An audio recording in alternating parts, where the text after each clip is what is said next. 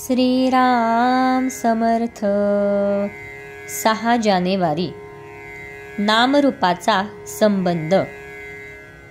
नाम घेत असताना रूपाचे ध्यान आवश्यक आहे का?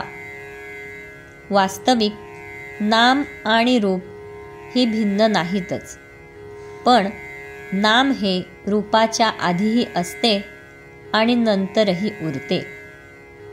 नाम रूपाला व्यापून असते. राम जन्माला येण्यापूर्वी वाल्मिकींनी रामायण लिहिले आणि रामाने मागाहून जन्म घेऊन त्यात वर्णन केल्याप्रमाणे आचरण करून दाखविले.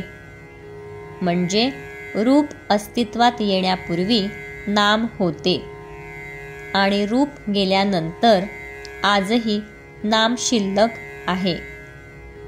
देशकालाच्या पलीकडे जे कायम टिकते ते सत्य होय. प्रत्यक्ष आकाराला आलेली अनेक रूपे नाहीशी झाली तरी त्यांचे नाव टिकून राहते. म्हणजे नाम हे देशकालाच्या मर्यादेच्या पलीकडे असते. म्हणजे ते रूपापेक्षा जास्त सत्य असते. जे सत्य आहे ते श्रेष्ठ असलेच पाहिजे. तेव्हा नाम घेणे ही गोष्ट मुख्य आहे. ते घेत असताना रूपाचेही ध्यान राहिले तर उत्तमच, पण ते तसे न राहिले तरी नाम घेत असताना रूपाचे स्मरण सूक्ष्म रूपाने असतेच असते. समजा एका गृहस्थाच्या घरी राम नावाचा गडी आहे. तो गृहस्थ राम राम असा जप करीत बसला आहे, पण त्याचे लक्ष रामरूपाकडे नाही. मनात काहीतरी दुसरेच विचार चालू आहेत. अशा वेळी त्याला जर एकदम विचारले की तुम्ही कुणाचे नाव घेत आहात, तर अर्थात रामाचे असेच उत्तर तो देईल. हे उत्तर देताना त्याच्या मनात दाशरथी राम हीच व्यक्ती असणार. रामगडी ही व्यक्ती नसणार. याचाच अर्थ असा की नाम घेत असताना रूपाचे ध्यान सूक्ष्म रूपाने आत जागृत असते. म्हणूनच रूप ध्यानी येत नाही म्हणून अडून बसू नये. नामस्मरण करण्याचा अट्टाहास ठेवावा. त्यात सर्व काही येते.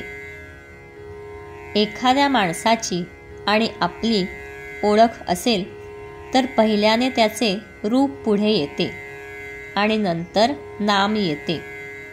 पण आपली त्याची ओळख नसेल आणि आपण त्याला बघितलेला नसेल तर त्याचे फक्त नाव येते. आज आपल्याला भगवंताची ओळख नाही म्हणून त्याचे रूप माहिती नाही, परंतु आपल्याला त्याचे नाम घेता येईल. सध्यासुद्धा त्याचे नाम घेताना त्याची आठवण आपल्याला होते, हा आपला अनुभव आहेच. भगवंताचे रूप तरी निश्चित कुठे आहे? एक राम काळा तर एक राम गोरा असतो. एक राम लहान तर एक मोठा असतो. पण सर्व रूपे एका रामाचीच असतात. भगवंत स्वतः अरूप आहे म्हणून जे रूप आपण त्याला द्यावे तेच रूप त्याचे असते. यासाठी आपण कोणत्याही रूपामध्ये त्याचे ध्यान केले तरी चालते. नामातून अनंत रूपे उत्पन्न होतात आणि अखेर त्यामध्येच ती लीन होतात. म्हणून भगवंताचे नाम श्रेष्ठ आहे. हे त्याचे नाम तुम्ही आवडीने अखंड घ्या आणि आनंदात रहा. दानात दान अन्नदान, उपासनेत उपासना सगुणाची उपासना आणि साधनात साधन नामस्मरण. जानकी जीवन स्मरण. जय जय राम.